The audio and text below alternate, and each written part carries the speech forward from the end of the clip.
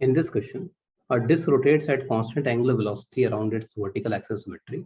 A rod of length L is placed onto the disk in such a way that its one end touches the disk, as on this diagram, and other end is above the center of the disk. In this position, rod makes an angle theta with the vertical. The rod also rotates with the disk. Okay, so this rod is rotating with the disk with the same angular velocity. Find angular velocity of the disk. So we have to find the angular velocity of the disk. Suppose angular velocity of the disk is, let's say, omega. So first I will do this question using method, and I will call this as method number one. Method number one, I'm solving this question in a rotating frame of reference, which is rotating with the same angular velocity omega as that of this disk. So I'm solving this question in a rotating frame of reference.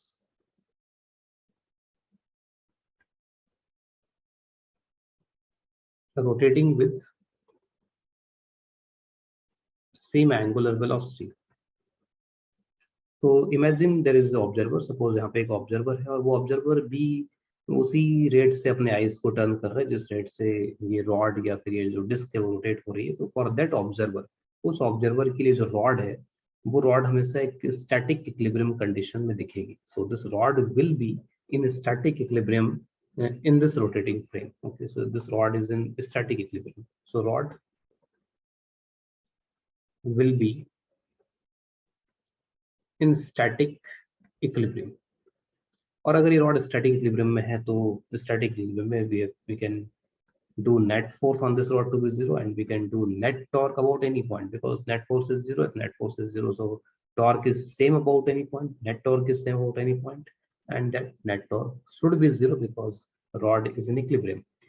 Okay, so net force is 0 and net torque is 0. So let us see what are the forces acting on this rod. कौन-कौन से forces rod पे लग रहे हैं? Let us see.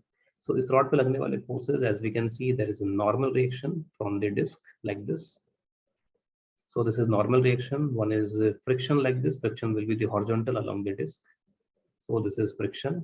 One is obviously the mg. Okay, so let's mark these forces first. So these forces are normal reaction, frictional force, and why friction is acting like that. Okay, how friction is acting like that, because it will have the sliding tendency in the outward direction, or we can say that there is a centrifugal force on this rod. Okay, and this rod is under this equilibrium, so there is a centrifugal force on this rod. Centrifugal force, what is the direction of centrifugal force, and how do we calculate the centrifugal force? So centrifugal force ke liye we need the axis rotation. Okay, and we are in this rotating frame of reference which is rotating with the constant angular velocity omega. So we will have a pseudo force called centrifugal force. So centrifugal force के लिए suppose I pick this mass. तो ये जो point mass है, इस point mass की distance देखनी पड़ेगी axis of rotation से. तो this is the distance.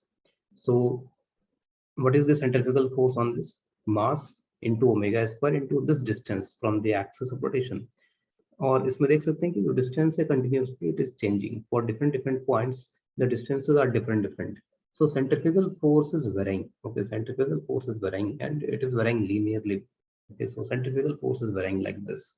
So if I can represent centrifugal force here, so centrifugal force I can show it by increasing arrows, increasing arrow length. I can show it like this. Okay, so for force equilibrium I can write the normal is obviously balancing this mg in the vertical direction, and in the horizontal direction friction is balancing the centrifugal force. Okay, so this is the net centrifugal force, and we have to find the net centrifugal force to write the frictional force.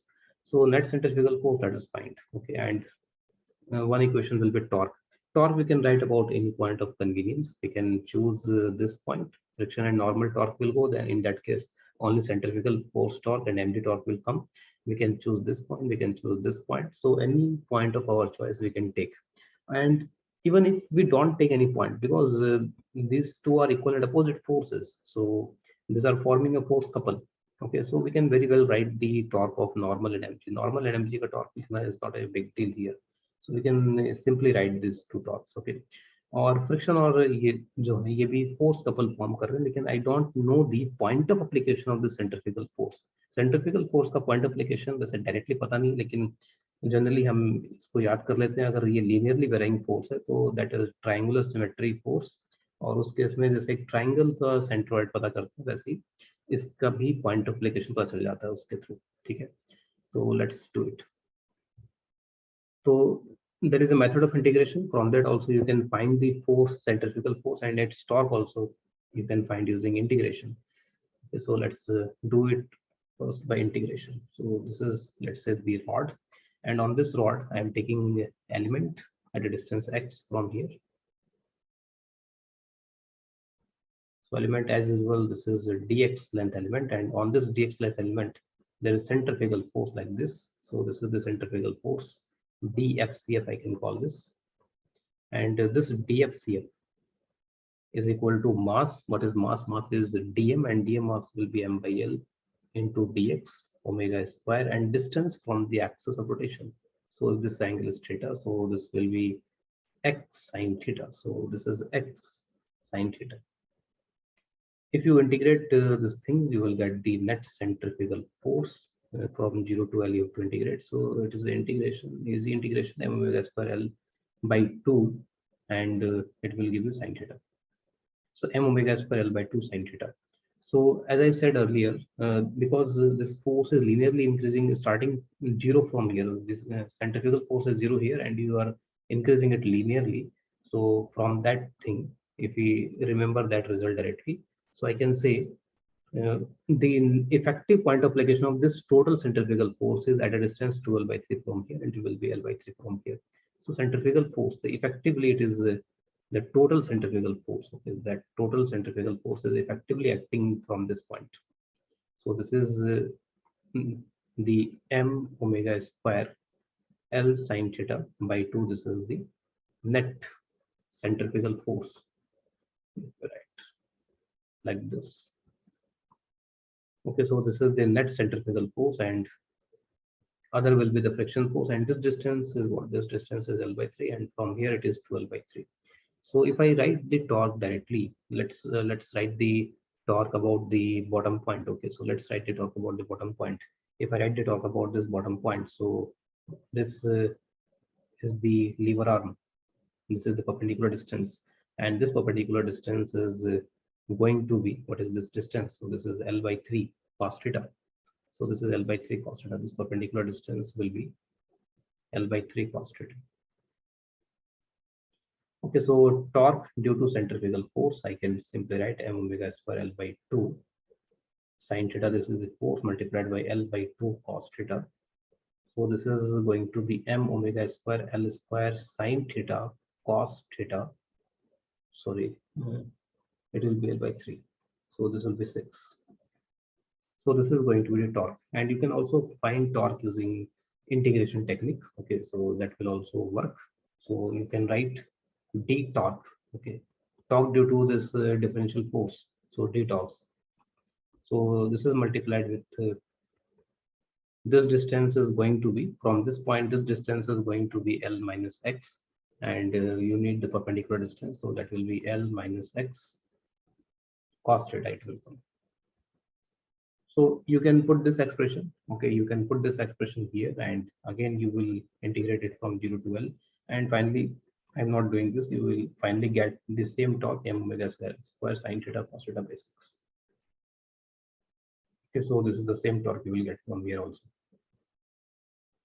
So you can remember this result that in case of this linear kind of variation of force, so you can directly find the point of application like this. Okay, this is 12 by 3 and L by 3 like in a triangle. Okay, so this is the torque due to centrifugal force. Okay, now what we have to do, we have to balance the torque, and as I said earlier, we can balance the torque about any point, or these are just the force couples. These are the two pairs of force couples. This is one of the pair, this is the other pair. So don't worry about any point, and just this normal energy, just find the distance between these two parallel line of actions. And let's say this is the net centrifugal force. So just find that distance, okay, between the two parallel line of actions. So if you tell your point about what point you are taking torque, if you are not taking any, you are not talking about any point, that's fine, because this is pair of force couples. Okay, so let me write the torque. I'm writing according to the force couple. So one force is this centrifugal force and the frictional force. Okay, so that is a force couple, and each force will be m omega square L square sine theta cos theta by 6. Each of the friction and centrifugal force are same in magnitude. Okay, that's why they are force coupled. And what is the distance? What is the distance between this? Uh, okay, I've already find this torque, so there is no need to multiply with the distance. I already have written the torque. Okay, so torque due to centrifugal force, I've written about this point. Or you can just let me make the diagram. So this was the centrifugal force, and this was the frictional force. So this is the centrifugal force. So distance, this distance between the line of actions will be L by 3 cos theta. Okay. So I used the same L by 3 cos theta to find this torque. So this is already the torque due to friction and friction and centrifugal force both. Okay. Now normal and mg torque. So normal and mg, distance between these two parallel line of actions. So mg multiplied with, so this distance, you have to find this distance, and this distance will be L by 2 sine theta. So this will be L by 2 sine theta. Okay, so from this calculation, you will get the value of omega, and omega sine theta will be cancelled. Omega will come out as 3g divided by L cos theta. So this is the answer for omega. And once again, either you write the torque of the force couple directly, or you can take any point on this rod to find the torque, or the most convenient point will be this one, because the normal and friction both are passing through this point. Here, centrifugal force, the effective point of application of centrifugal force is not at the center of mass. Like generally we apply any pseudo force on the center of mass, but this pseudo force will not be applied at the center of mass, because this is a non-uniform kind of pseudo force, okay, which is varying linearly. Okay, so in that case, the point application is somewhere else.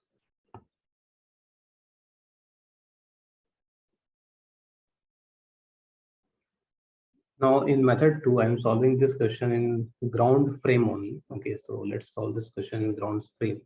And in ground frame, I'm using this relation dl dlo by dt, and o is this point. I'm taking this point. This point is like a fixed point in ground frame. This point is not moving rod point. Uh, this point of rod is not moving at all. Okay, this is always above this point, above the center of the disk. So the rate of change in angular momentum about point 2 is equal to torque about the point 2. Okay, so this is torque about point 2. And in ground frame, the center of mass is doing a circular motion. Okay, it's visible to you. So this is doing a circular motion like this. I'm taking angular velocity to be omega as usual. It's doing circular motion, and it is a uniform circular motion. It is accelerating. It is having the centripetal acceleration, which is omega square into r, and r will be equal to L by 2 sin theta for the center of mass. Okay. So only three forces will be shown now: normal, friction, and mg, because in this frame there is no centrifugal force. Okay.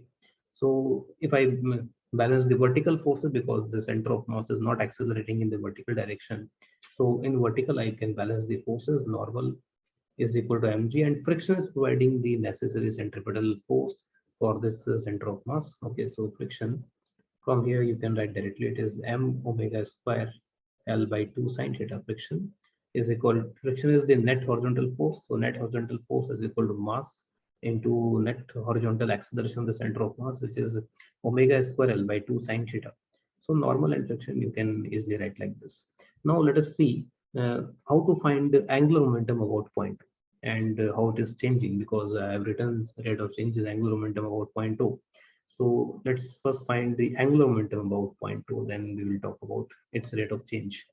So angular momentum about point 2. So this is the rod, and here is your point O.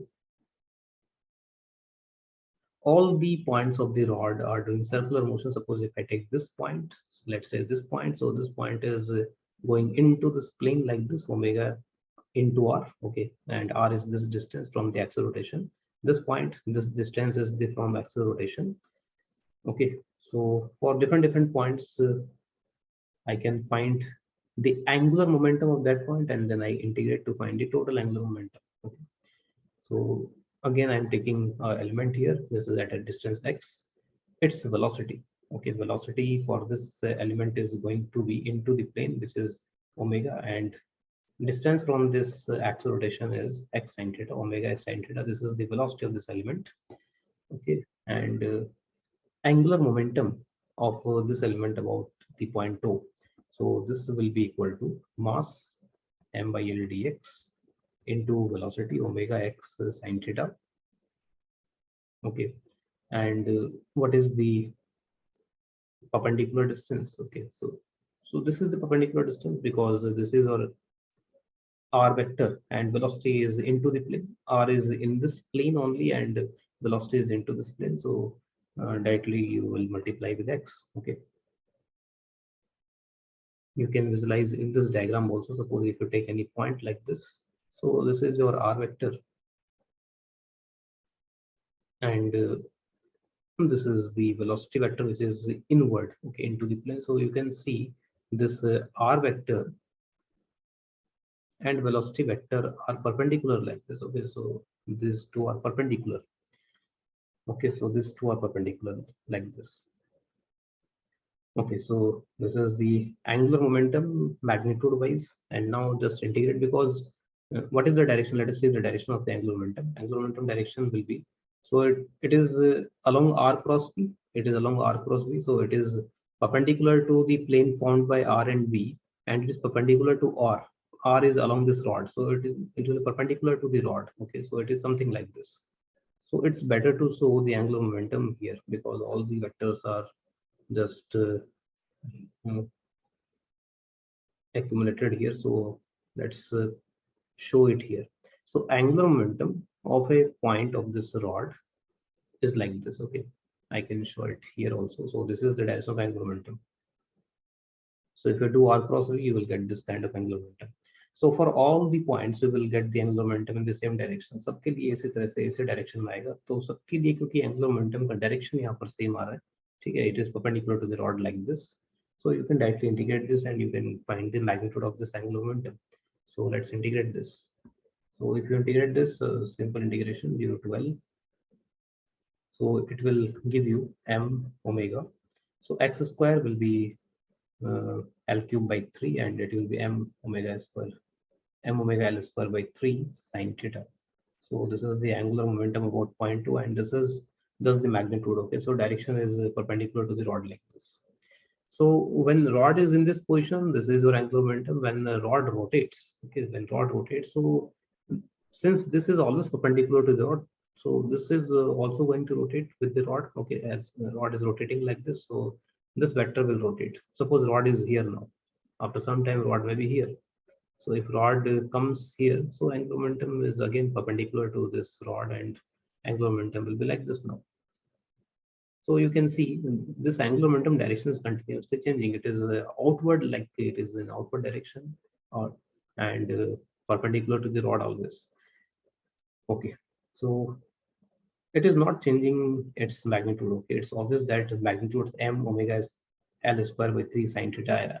I have calculated angular momentum at any arbitrary position, and this theta is going to be constant. This theta will not change. Okay, so this angular momentum is constant magnitude wise. Okay, this angular momentum is constant magnitude wise. Now, if you can take components of this L naught vector. Okay, if I take the component of this L naught vector, L naught, and just I'm showing the direction here for convenience. So this is the direction of your L naught vector. And if you take its two components, one component will be like this and other component will be like this. Okay, so these components, how these components, so this angle is going to be theta, this is 90 minus theta, this is theta. So this is L naught cos theta. This is in the horizontal plane and this is vertical. So this is vertical component and this vertical component will always be in the vertical direction. But this horizontal component, when this rod is like this here, so it will be like this. When it turns, so it can be like this. Here it will be like this. Okay. So it is like a radial in this plane. For this plane, it is radial direction. So this L naught cos theta is continuously changing its direction, but not changing its magnitude. Okay. So one component of this L naught is not constant. This L naught sin theta is constant. This L naught sin theta is not changing here. Okay, so let's go further in investigating this L0 vector. So this L0 vector having two components. So horizontal component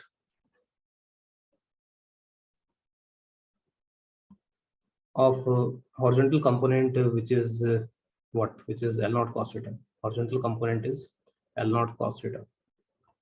Horizontal component of L0, that is L0 cos theta, is changing in direction. Okay, it is changing in direction, not in magnitude.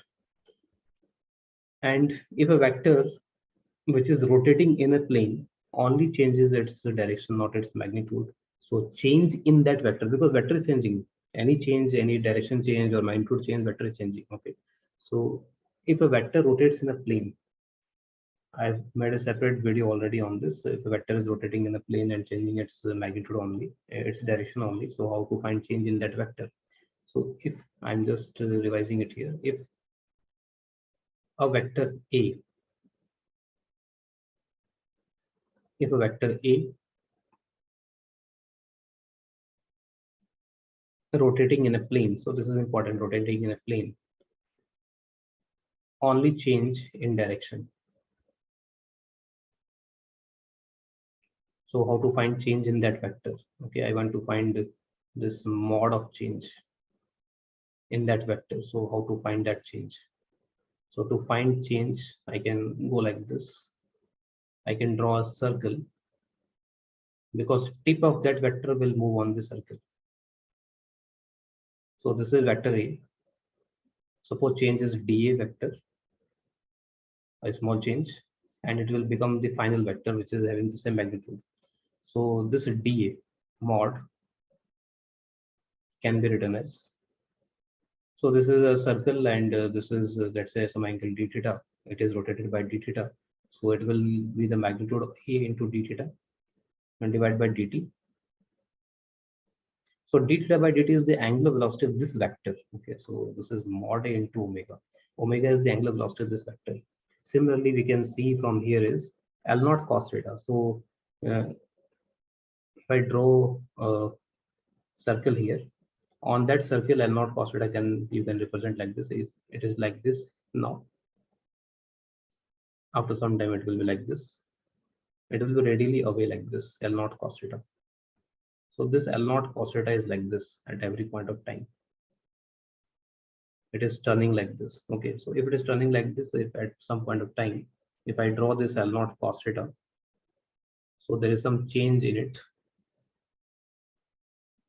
Okay, I'm just calling it dl naught because only change is like this. Okay, so let us do it by some different approach. Okay, let me rub this. So I can express this L naught vector. Okay, suppose this L naught vector, I am representing it to be two components, L naught sine theta. Let's say this is in z axis, vertical axis, let's say z axis, this is k cap, and this is L naught cos theta. L naught cos theta, let's take in the radial vector. So all these vectors are radial vectors. I'm denoting it by r cap.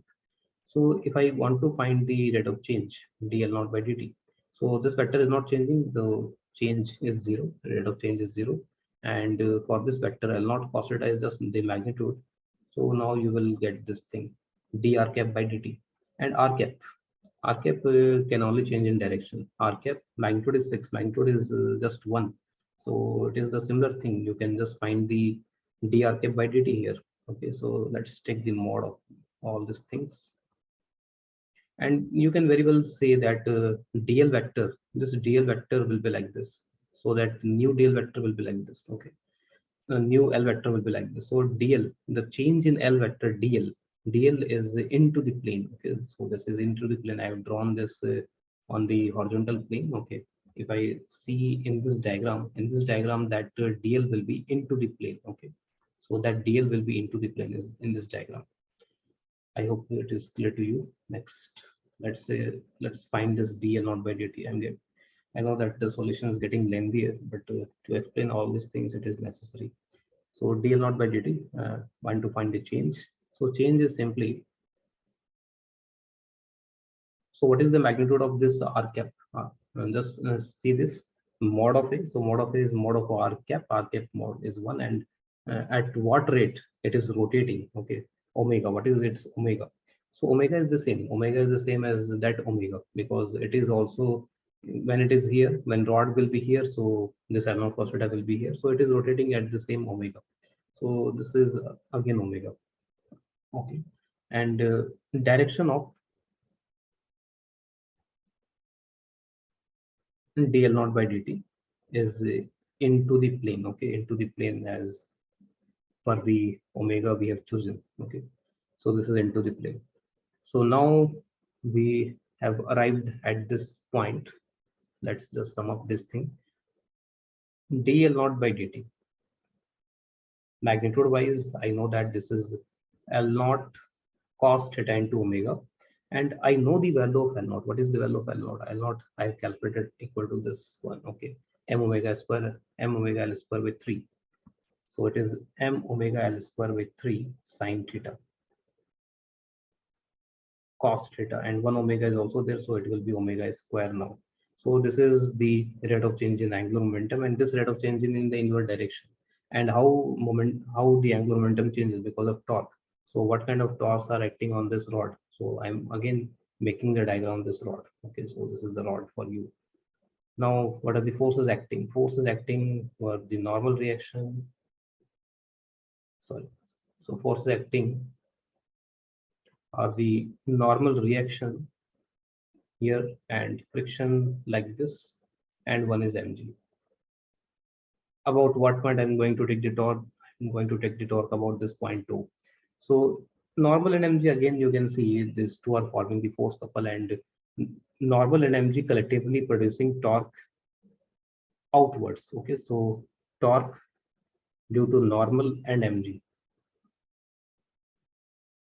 So you can take any of these, both are equal, mg, and what is the gap between them? So this is the gap, which is L by 2 sine theta. So this is mg L by 2 sine theta, and this torque will be in the outward direction. Okay, what is the torque due to friction? So torque due to friction, friction is equal to the m omega square L by 2 sine theta. This is friction, and I have to find a torque about 0.2. So what is the perpendicular distance? Perpendicular distance will be this one. Okay, so this is going to perpendicular distance, and this perpendicular distance is the L cos theta. Okay, so this is L cos theta, and from the diagram you can see the torque due to friction. This is the r vector, r cross f is inverse. So this is going to be inverse, and dl naught by dt is also going to be inverse. Okay, so now just balance all these things. So going to write the equation dl naught by dt. This is equal to torque about O. So using the sign convention, I'm taking inward to be positive. Okay, so this is taken to be positive now. So what is the dl naught by dt value? So this is m omega square L square by 3 sine theta cos theta. This is going to be positive, and all the torques you have to write. So frictional torque you can take positive, m omega square L by 2 sine theta. It will be L square cos theta, and normal energy torque you have to take negative. So it is minus mg L by 2 sine theta. So sine theta will be cancelled all the way, and you can take this term on that side, it will become positive, and you can take this term on this side to here. And finally, through calculation, you will get the same answer of omega. Omega is equal to under root 3g divided by L cos theta. So this is the same answer we got earlier with the method number 1. So this method is entirely different from the method number 1. This gives a different perspective in which we are calculating the torque is equal to dl by dt, like this we are going about it. Okay, so this is the final answer.